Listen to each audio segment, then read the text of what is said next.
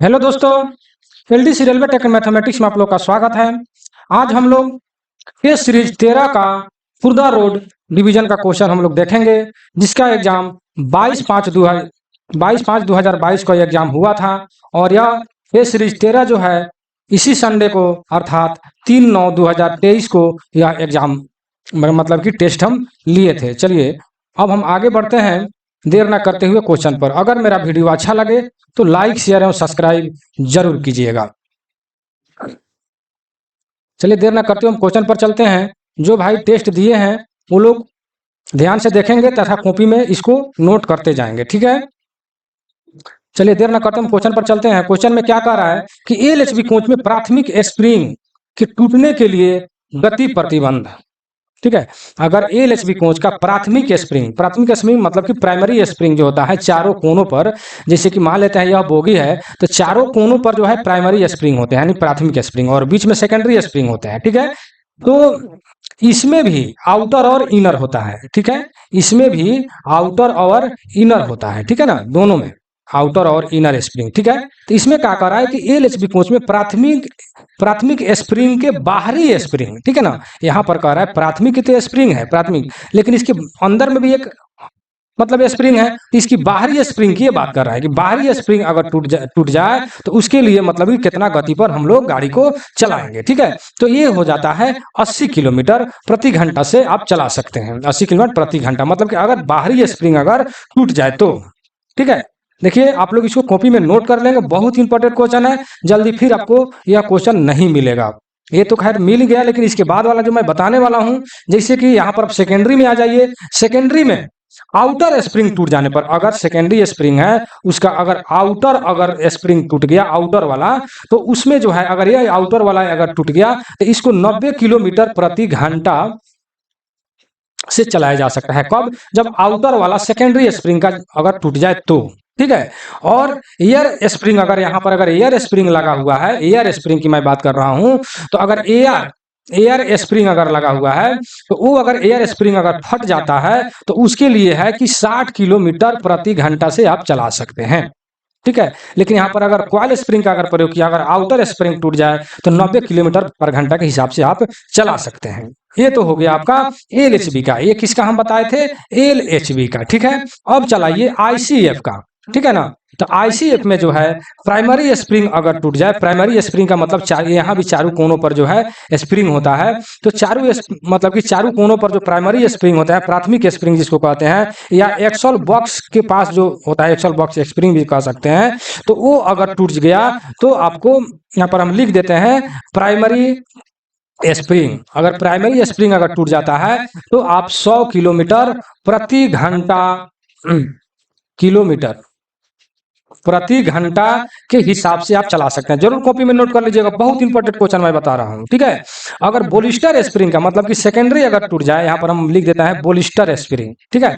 बोलिस्टर spring अगर टूट जाए सेकेंडरी स्प्रिंग, तो इसमें जो है नो परमिशन, मतलब कि यहाँ पर हम लिख देते हैं नो परमिशन, मतलब कि आप गाड़ी नहीं चला सकते हैं, ठीक है। गाड़ी जो है नो परमिशन मतलब कि नहीं चलाएगा गाड़ी, मतलब कि गाड़ी नहीं चला सकते हैं, ठीक है। अगर सेकेंडरी स्प्रिंग अगर टूट गया आईसीएफ में अर्थात बोलिस्टर स्प्रिंग का, लेकिन प्राइमरी स्प्रिंग अगर टूट जाता है प्राइमरी वाला, तो 100 किलोमीटर के हिसाब से आप चला सकते हैं। ये हो गया आईसीएफ का। और एलएचबी का अगर सेकेंडरी स्प्रिंग का बाहरी स्प्रिंग अगर टूट जाए तो 90 किलोमीटर, अगर एयर स्प्रिंग जो लगा है वो अगर फट जाता है तो 60 किलोमीटर के पर घंटा के हिसाब से आप चला सकते हैं। और प्राथमिक स्प्रिंग यहाँ पर आप देख ही ले कि इसका आंसर हो जाएगा 80, जो इसका बाहरी।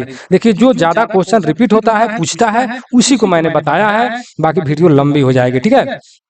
इसको जरूर वीडियो को रोक करके आप लोग कॉपी में नोट कर लेंगे, ठीक है। नेक्स्ट क्वेश्चन कह रहा है कि बीएमबीएस, ठीक है, बीएमबीएस प्रणाली में प्रयुक्त वैगन में ब्रेक सिलेंडर का व्यास कितना होता है, ठीक है। तो बीएमबीएस में जो हो जाता है आपको ये हो जाता है 10 इंच हो जाता है, ठीक है। कितना हो जाता है? 10 इंच हो जाता है। वहीं बीएमबीसी रहता है बोगी माउंटेड ब्रेक सिलेंडर, तो ये देखिए बीएम बीसी, ठीक है, बोगी माउंटेड ब्रेक सिलेंडर अगर ये रहता तो 8 इंच हो जाता, ठीक है, 8 इंच होता है। लेकिन बीएमबीएस है, यह जो है क्या बीएमबीएस प्रणाली में यह वैगन में प्रयोग होता है, ठीक है। तो इसमें जो है 10 इंच होता है, ठीक है ना। BMBS जहां पर आ जाए तो 10 इंच हो जाएगा, ठीक है।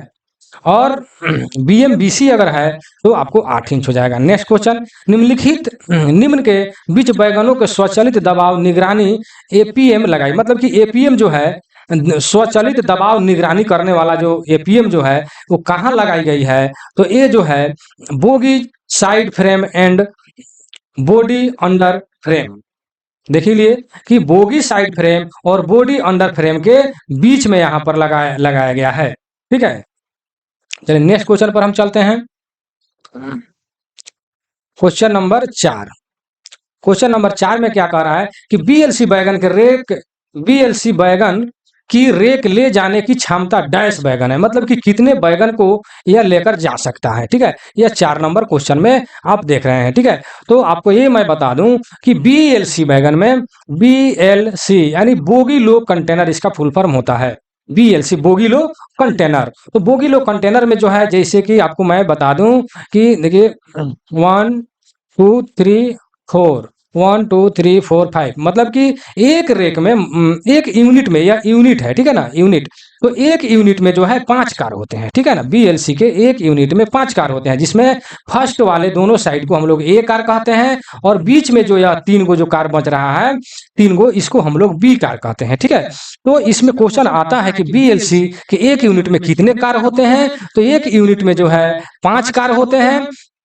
और 5 कार में मतलब कि प्रथम A वाला, मतलब दोनों साइड में प्रथम 2 को हम लोग A के नाम से जानते हैं, या बीच में जो 3 कार बच गया उसको हम लोग B कार के नाम से जानते हैं। लेकिन आपके क्वेश्चन में दिया हुआ है कि BLC बैगन के एक रेक में ले जाने की क्षमता कितना होता है। इसी पर स्थान पर यह लिख देता है कि BLC के एक रेक में कितने यूनिट होते हैं, ठीक है।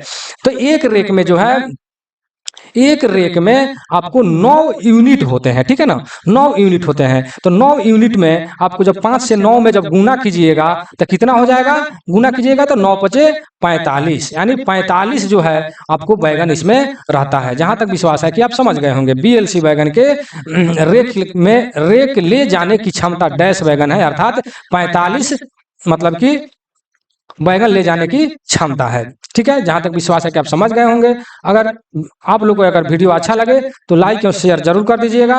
बहुत सारे भाई हैं जो देख लेते हैं और नहीं मतलब कि सब्सक्राइब करते हैं, नहीं शेयर करते हैं। अगर मेरे वीडियो पर मतलब कि चैनल पर नए हैं तो सब्सक्राइब जरूर कर लीजिएगा। चलिए नेक्स्ट क्वेश्चन पर हम चलते हैं। क्वेश्चन नंबर 5, कोचिंग स्टॉक के लिए हॉट बॉक्स का तापमान सीमा डैश डिग्री होता है, ठीक है। हॉट बॉक्स के लिए कितना डिग्री मतलब कि तापमान होता है। तो ये जो है हॉट बॉक्स के लिए जो है 80 डिग्री होता है, ठीक है, कोचिंग स्टॉक के लिए। यहाँ पर लिख दिया आपको कोचिंग स्टॉक, लेकिन ये नहीं लिखा कि ICF के लिए कि LHB के लिए, ठीक है।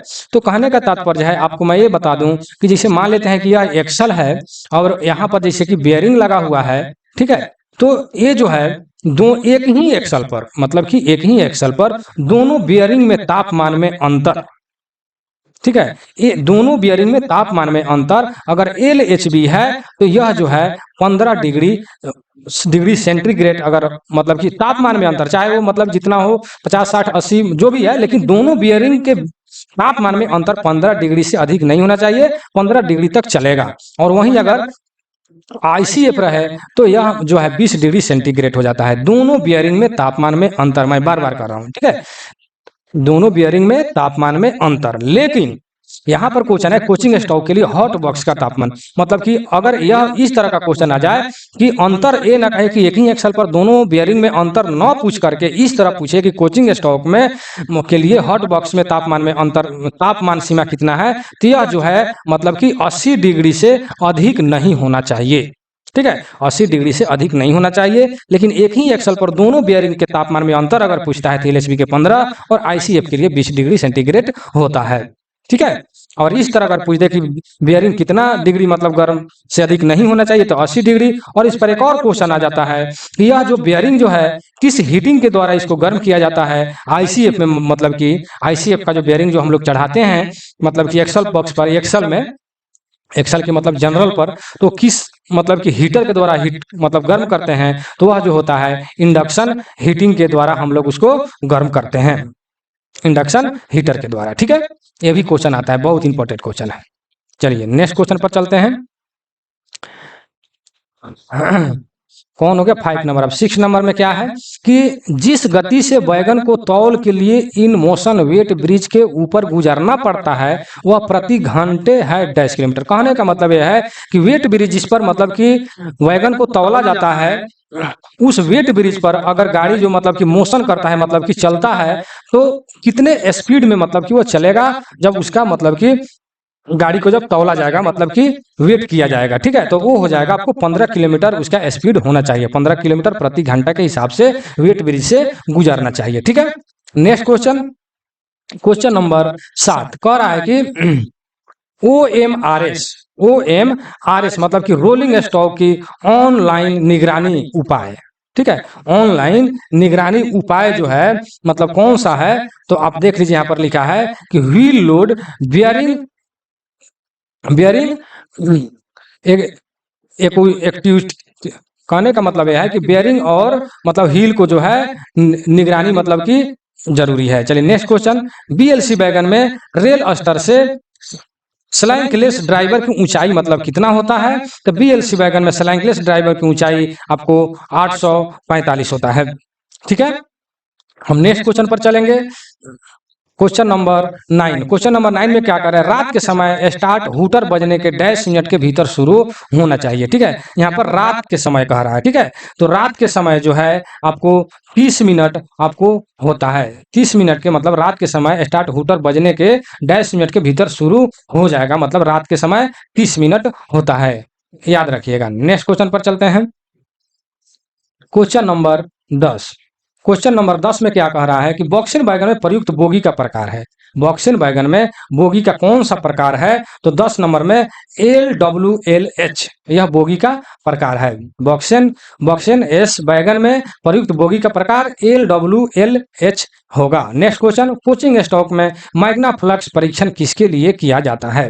देखिए, तो मैग्ना फ्लक्स को जो है टेस्ट जो है मुख्य रूप से जो है स्प्रिंग की जांच करने के स्प्रिंग स्प्रिंग की मतलब कि जांच करने के लिए होता है, लेकिन आपके मतलब कि ऑप्शन में स्प्रिंग नहीं है तो एक्सल हो जाएगा, ठीक है। मैग्ना फ्लक्स टेस्ट जो है मतलब कि हम लोग ऊपरी सतह को हम लोग जांचते हैं, तो ऐसे भी एक्सल को जांचने के लिए हम लोग UTS टेस्ट करते हैं। UTS मतलब कि अल्ट्रासोनिक टेस्ट, यूएसटी होता है, ठीक है।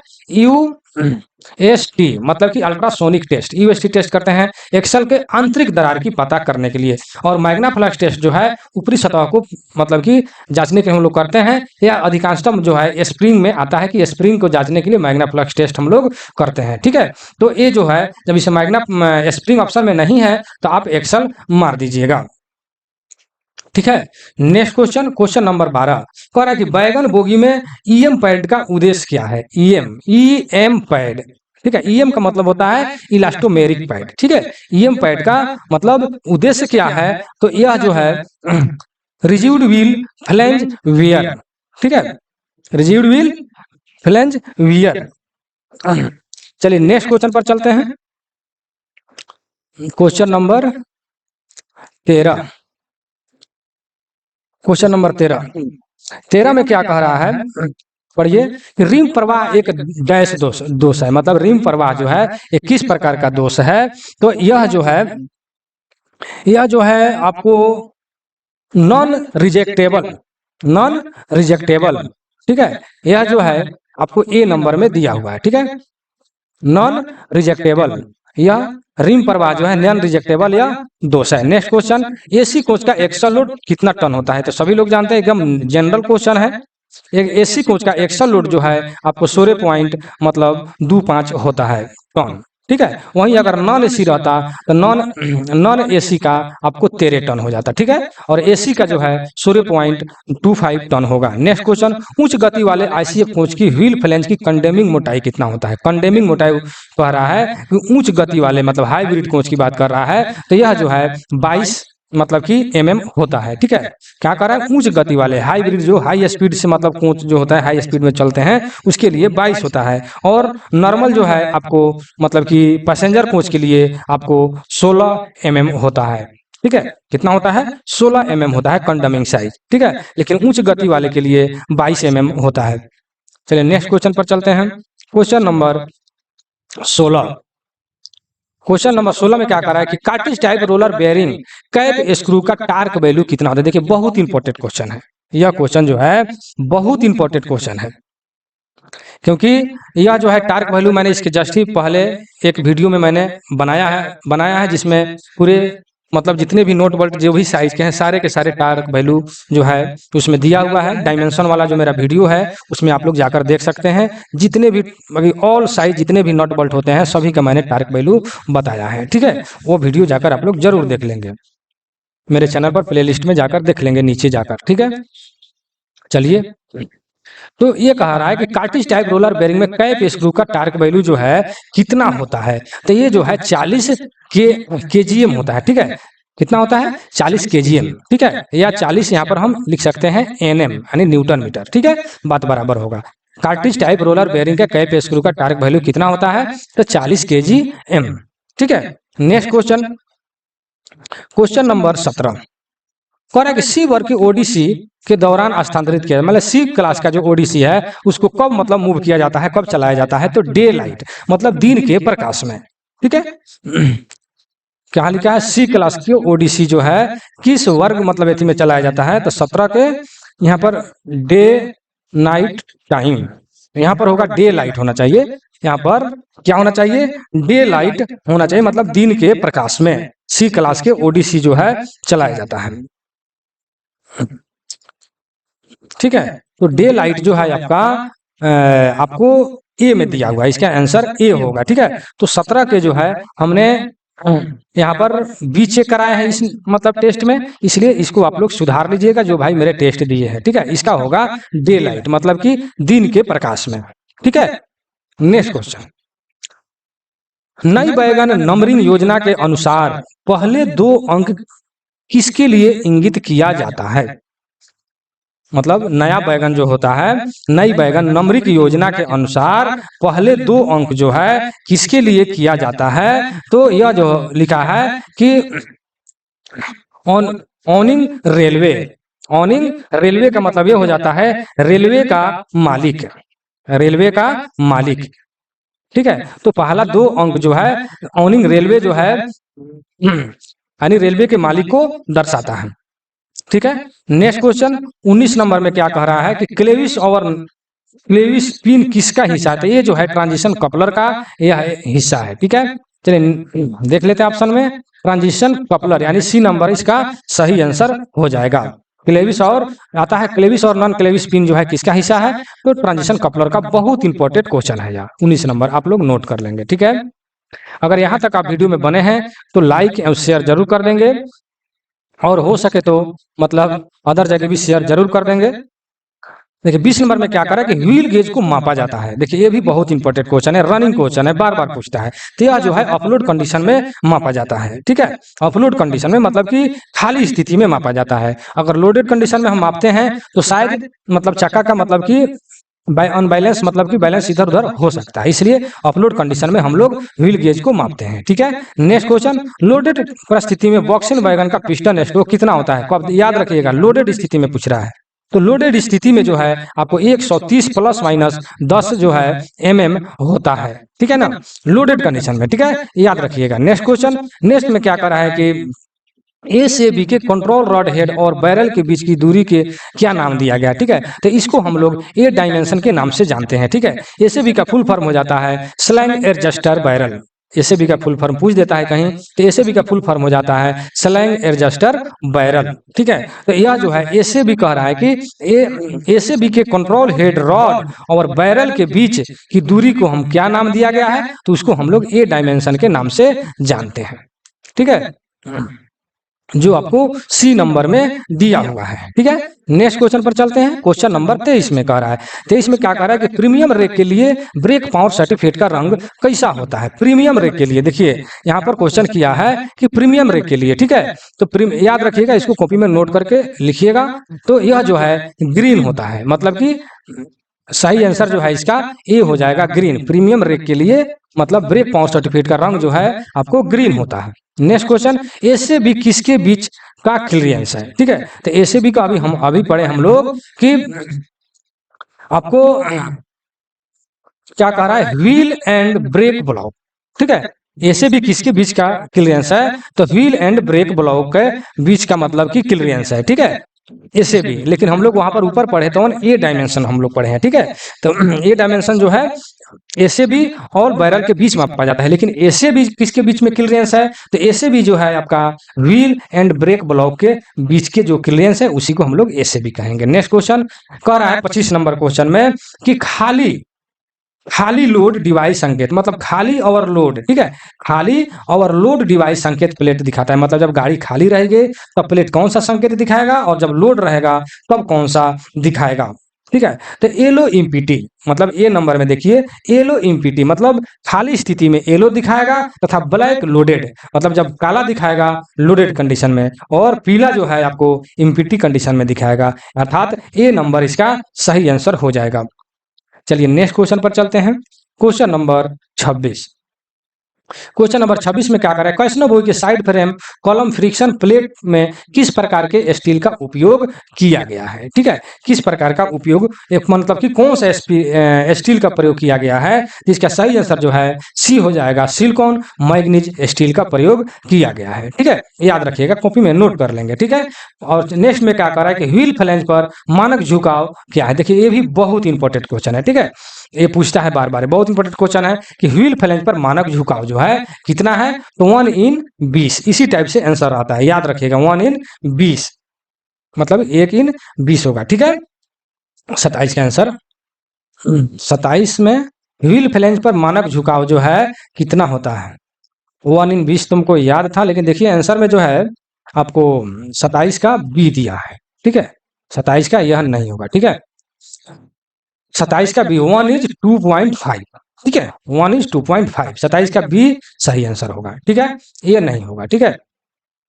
Next question, question number 28। Question number 28 में क्या करें? बीएलसी वैगन में किस प्रकार के रोलर बेरिंग का प्रयोग किया जाता है, ठीक है, किस प्रकार के रोलर बेरिंग का प्रयोग किया जाता है? तो यह कह रहा है टेपरेड टू रो मतलब कि double row cartridge roller bearing का प्रयोग किया जाता है, किसमें? बीएलसी वैगन में, याद रखिएगा, ठीक है। और आईसीएफ में जो है इसमें भी double row spherical roller bearing का प्रयोग किया जाता है, स्फेरिकल रोलर बेयरिंग, ठीक है, स्फेरिकल रोलर बेयरिंग का प्रयोग किया जाता है आईसीएफ में, double row spherical roller bearing, और एलएचबी में CTRB cartridge type roller bearing का प्रयोग किया जाता है, और बीएलसी में जो है double row cartridge type roller bearing का प्रयोग किया जाता है।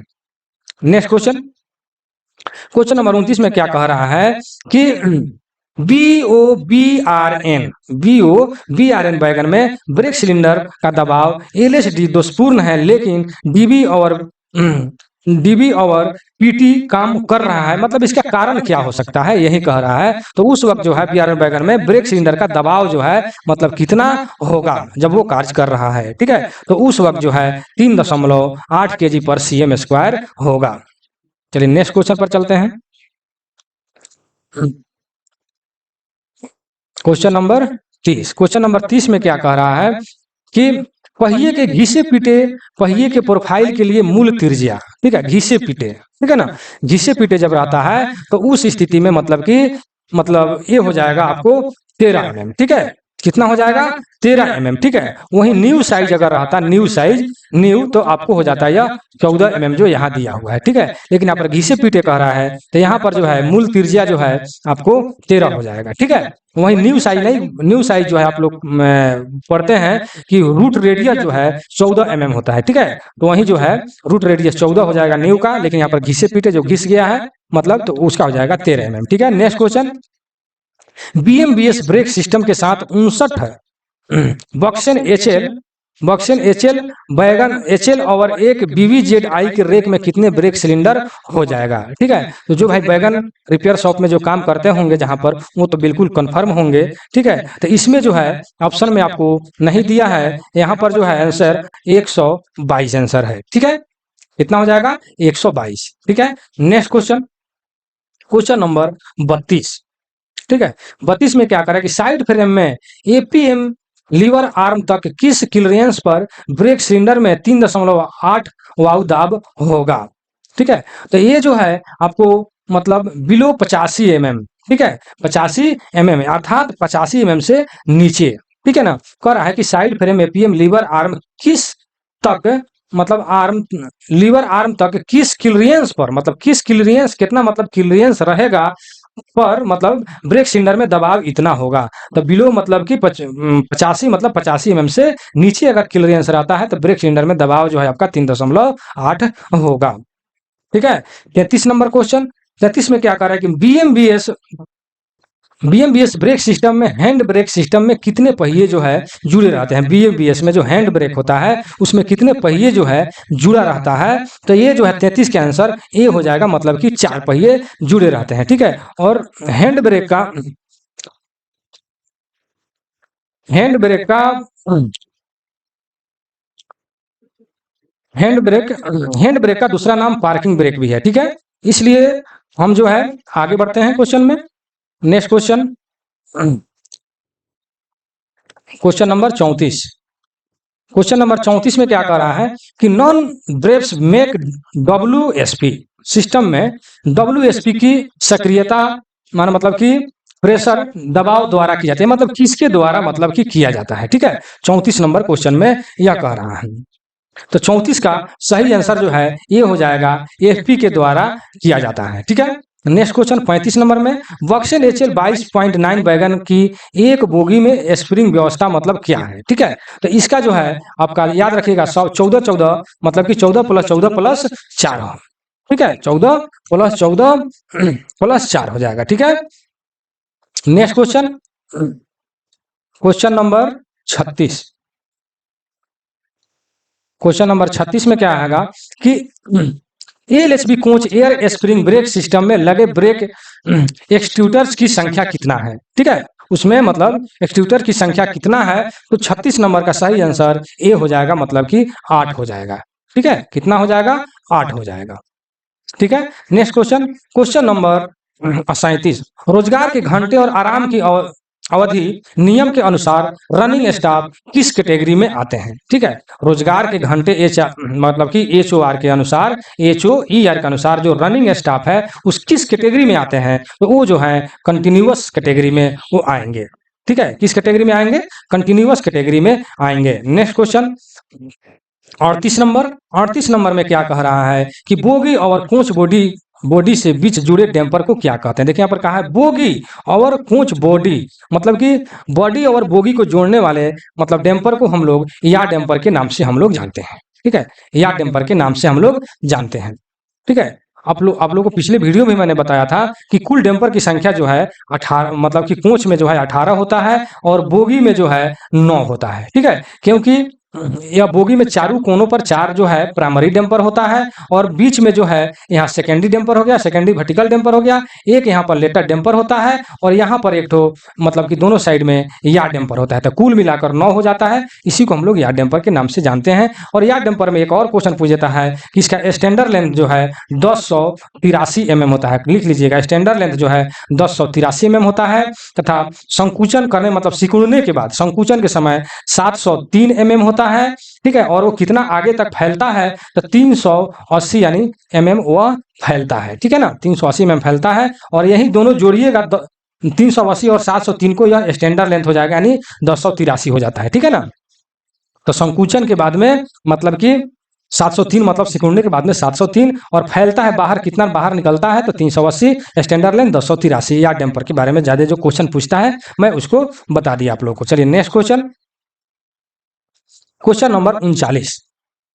क्वेश्चन नंबर 39 में क्या कह रहा है कि एक एलएचबी बोगी में कितने डैम्पर्स होते हैं। देखिए अभी हमने बताया कि बोगी इसमें पूछ रहा है। देखिए यहाँ पर बोगी का जिक्र किया है। ठीक है। तो बोगी में जो है 9 हो जाएगा और कोच में जो है मतलब कि 9 दूना 18 हो जाएगा।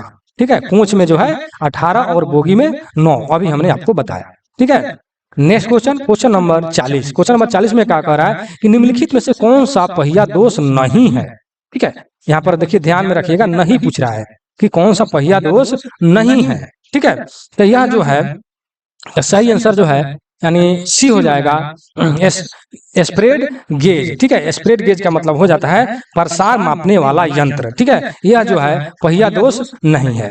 ठीक है। नेक्स्ट क्वेश्चन, ट्रेमलिंग किसके लिए किया जाता है? ठीक है, तो ट्रेमलिंग जो है हम लोग स्क्वायरनेस जो है जांचने के लिए हम लोग करते हैं। ठीक है, ट्रेमलिंग जो है स्क्वायरनेस जांचने के लिए किया जाता है। ठीक है, आप जो बोगी रिपेयर शॉप मतलब कि जो होंगे जो कोच रिपेयर शॉप में, तो वो देखते होंगे जब बोगी को हम लोग उलट देते हैं, उलट करके और जो यहाँ पर एक्सल गाइड जो चारों कोनों पर लगा रहता है, तो उसको जो है एक गेज होता है जिसको हम लोग इसमें फंसा करके इसमें एक्सल गाइड जो होता है उसको जो है स्क्वायरनेस जो है हम लोग चेक करते हैं। ठीक है, तो ट्रेमलिंग किसके लिए प्रयोग किया जाता है? तो यह जो है स्क्वायरनेस ऑफ बोगीज मतलब कि स्क्वायरनेस मापने के लिए किया जाता है। ठीक है, next question, question number 42। Question number 42 में क्या कह रहा है कि नीले रंग से रंगा हुआ POBRN बैगन क्या दर्शाता है? ठीक है, जो नीले रंग से BROBN जो रंगा हुआ है वह क्या दर्शाता है? तो यह जो है BMBS मतलब बोगी माउंटेड ब्रेक सिस्टम को यह दर्शाता है। नेक्स्ट क्वेश्चन 41 नंबर में क्या कह रहा है कि ट्रेमलिंग किसके लिए की जाती है? तो अभी हमने बताया कि स्क्वायरनेस ऑफ बोगी, बोगी का स्क्वायरनेस मतलब कि जांचने के लिए किया जाता है। ठीक है, नेक्स्ट क्वेश्चन, क्वेश्चन नंबर यानी 42, क्वेश्चन नंबर 42। 42 में क्या कह रहा है कि नीले रंग से रंगा हुआ BROBN मतलब ये तो पढ़िए लिए BMBS। 43 नंबर, 43 नंबर में क्या कह रहा है कि लॉन्ग हॉल रेक में ब्रेक सिस्टम को हवा से चार्ज किया जाता है। लॉन्ग हॉल रेक में ब्रेक सिस्टम को मतलब कि कैसे मतलब कि चेक किया जाता है? तो यहाँ पर ऑप्शन नंबर सी हो जाएगा, engines of both first and second rake. ठीक है, मतलब पहली और दूसरी दोनों रेक के इंजन, इसका हिंदी हो जाएगा पहली और दूसरी दोनों रेक के इंजन। ठीक है, मतलब इंजन यानी ब्रेक सिस्टम में हवा से चार्ज किया जाता है। नेक्स्ट क्वेश्चन कह रहा है कि फ्रंट स्टॉक में फ्लैट टायर की सीमा कितना है? तो फ्रंट स्टॉक में जो है आपको 60 mm है। कितना है? 60 mm है। वहीं अगर कोचिंग स्टॉक रहता, कोचिंग स्टॉक तो यह हो जाता 50 mm। कितना हो जाता? 50 mm हो जाता। लेकिन फ्रेश स्टॉक में यानी अर्थात गुड स्टॉक में यह 60 mm होता है। Next question, question number 45। Question number 45 में क्या करें कि फिएट बोगी का पार्श्व और अनुदैर्ध्य मार्गदर्शन मतलब कि लेटरल एंड लॉन्जिट्यूडिनल मतलब जो पार्श्व और अनुदैर्ध्य, लेटरल एवं लॉन्जिट्यूडिनल मतलब गाइडेंस जो है मार्गदर्शन किसके द्वारा किया जाता है? ठीक है, तो ये जो है रॉकर कंट्रोल आर्म के द्वारा किया जाता है। रॉकर कंट्रोल आर्म के द्वारा किया जाता है। किसमें? फिएट बोगी में मतलब कि LHB में। ठीक है ना, फिएट बोगी में मतलब कि LHB में। वहीं अगर ICF, यही क्वेश्चन अगर ICF अगर आता तो यह जो है एक्सल गाइड इसका आंसर हो जाता। एक्सल गाइड के द्वारा इसका मतलब कि फिएट बोगी मतलब कि लेटरल एवं लॉन्जिट्यूडिनल गाइडेंस जो है एक्सल गाइड के द्वारा हो जाता। ठीक है, समझ गए होंगे। नेक्स्ट क्वेश्चन 46 नंबर में क्या कह रहा है कि एयर ब्रेक स्प्रिंग बोगी में लगे लेवलिंग वाल्व की संख्या। देखिए कोई भी क्वेश्चन को जल्दीबाजी में नहीं पढ़िएगा। यहाँ पर बोगी की बात है, ध्यान देने योग्य बात यह है कि यह बोगी की बात कर रहा है। ठीक है ना, बोगी, तो बोगी में यानी इतना आप ध्यान में रखिएगा कि एक स्प्रिंग के लिए एक लेवलिंग वाल्व का प्रयोग किया जाता है। ठीक है, अगर जितने मतलब कि स्प्रिंग होगा उतने लेवलिंग वाल्व होगा। ठीक है, तो एक बोगी में 2 स्प्रिंग होते हैं। ठीक है, एक बोगी में 2 स्प्रिंग होते हैं, इसलिए 2 इसका सही आंसर हो जाएगा। ठीक है, अगर वहीं बोगी के जगह पर अगर कोच कहता तो कोच में रहता तो आपको 4 हो जाता। ठीक है, क्योंकि उसमें 4 स्प्रिंग हो जाएगा। चलिए हम नेक्स्ट क्वेश्चन पर चलते हैं।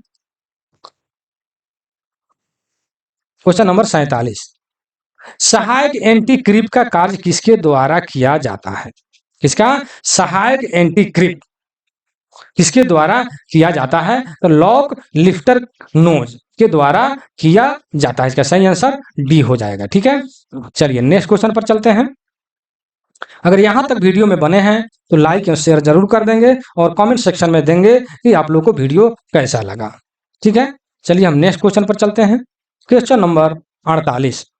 48 में क्या कह रहा है कि क्रॉस लेवल में भिन्नता की दर को हम लोग क्या कहते हैं? क्रॉस लेवल में भिन्नता के दर को हम लोग ट्विस्ट कहते हैं। आप लोग ITI में भी पढ़े होंगे कि ट्विस्ट ड्रिल एक होता है। ठीक है, तो ट्विस्ट ड्रिल में क्या होता है? क्रॉस मतलब कि लेवल में जो है भिन्नता होता है। ठीक है ना, तो क्रॉस लेवल में भिन्नता की दर को हम लोग ट्विस्ट कहते हैं। ठीक है, क्या कहते हैं? ट्विस्ट कहते हैं। नेक्स्ट क्वेश्चन कह रहा है कि एएलएचबी कोच का राइडिंग इंडेक्स कितना होता है। तो एएलएचबी कोच का राइडिंग इंडेक्स जो है 2.5 होता है, लेकिन आपके आंसर में 2.75 है। ठीक है, तो 2.5 से मतलब कि 2.75 तक होता है। कहीं कहीं ये भी क्वेश्चन आता है कि कितना से अधिक नहीं होना चाहिए राइडिंग इंडेक्स।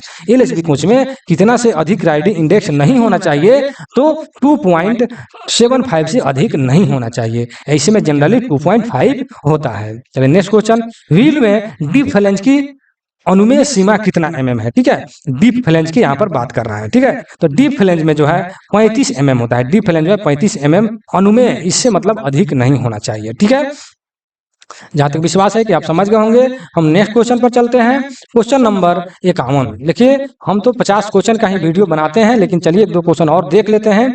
निम्नलिखित में से कौन सा यूनिट परीक्षण प्रक्रिया नहीं है। क्या कह रहे हैं, निम्नलिखित में से कौन सा यूएसटी, अच्छा यूएसटी मतलब कि परीक्षण प्रक्रिया नहीं है। ठीक है, तो ये हो जाएगा टाइम डिले।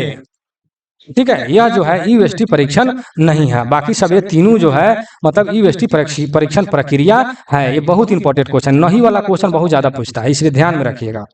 52 में क्या कह रहा है कि एक आईसीए बोगी में पहिया व्यास के अंतर में अनुमेय सीमा। क्या कह रहा है, आईसीए बोगी। देखिए यहाँ पर ध्यान देने योग्य बात है कि बोगी बात कर रहा है। ठीक है, एक्सल की बात नहीं कर रहा है। आपको मैं यहाँ बता दूं कि अगर एक ही एक्सल पर अगर पूछे कि दोनों पहिया में अंतर जो है मतलब क्या चीज में अंतर, दूरी में अंतर नहीं, दाया में अंतर। ठीक है, दाया में दोनों पहिया के दाया में अंतर जो है कितना होना चाहिए एक ही एक्सल पर, तो 0.5 हो जाएगा। ठीक है, कितना हो जाएगा 0.5। और यहाँ बोगी पूछ रहा है तो बोगी में कितना होना चाहिए। इसे मान लेते हैं कि यह बोगी हो गया, इसमें 2 ठो एक्सल होता है।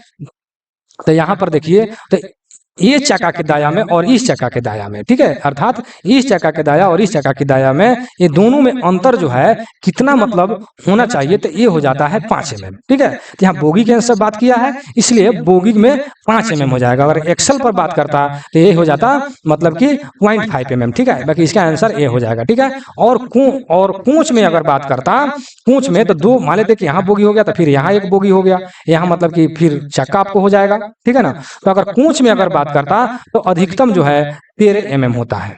कोच में बात करें तो 13, एक ही एक्सल पर बात करें तो 0.5। ठीक है, 0.5, और बोगी में बात करें तो 5। ठीक है, याद रखिए, इसको कॉपी में नोट कर लेंगे। चलिए नेक्स्ट क्वेश्चन पर चलते हैं। 53 नंबर। 53 नंबर क्या कह रहा है कि एएलएचबी कोच का D2 शेड्यूल कितना में किया जाता है। ठीक है, D1 D2 D3। ठीक है, D1 D2 D3 शेड्यूल वाला एक मैंने वीडियो बनाया है, बहुत ही अच्छा है, वो जाकर के आप लोग देख लीजिएगा। ठीक है, मेरे चैनल पर। तो इसका सही आंसर जो है 1 मंथ हो जाएगा। किसका, D2 का। ठीक है, SS1 SS2 SS3 मैंने सबका बताया है, उसमें आप जाकर देख सकते हैं। ठीक है, चलिए मैं तो 50 क्वेश्चन का ही मैं वीडियो बनाता हूं, मैं इस पेज में जो था मैंने बता दिया। अब अगले पार्ट में मैं बताऊंगा इससे नीचे वाला जो भी मतलब क्वेश्चन आएंगे। 50 तक ही बताता हूँ, 53 तक मैंने बता दिया। चलिए, आप लोग को जो भाई इस मतलब कि चैनल पर नए हैं वो सब्सक्राइब अनिवार्य रूप से कर लेंगे, तथा उनको ये भी कहूंगा कि LDCJE AWM की तैयारी के लिए आप यहाँ से मतलब कि PDF प्राप्त कर सकते हैं। इस वीडियो का PDF या कोई भी वीडियो का PDF अच्छे से अच्छे तैयारी के लिए आप यहाँ से PDF प्राप्त कर सकते हैं, जिसके लिए व्हाट्सएप नंबर है 96 93 57 14 26। इस पर आप लोग मैसेज करके आप PDF जो है प्राप्त कर सकते हैं। और इस नंबर को सेव करने के बाद जो इसमें फोटो लगा होगा उसको पहले ध्यान से पढ़ेंगे, कौन कौन सा टॉपिक जो है, कौन कौन सा PDF उनके लिए है, कौन कौन सा मतलब कि PDF उनके लिए नहीं है, उसके बाद ही मैसेज करेंगे। ठीक है, कृपया करके फोन नहीं करेंगे। चलिए, यह वीडियो आप लोगों को कैसा लगा कमेंट सेक्शन में जरूर दीजिएगा। चलिए, मैं वीडियो को यहीं समाप्त करता हूँ। जय हिंद, जय भारत।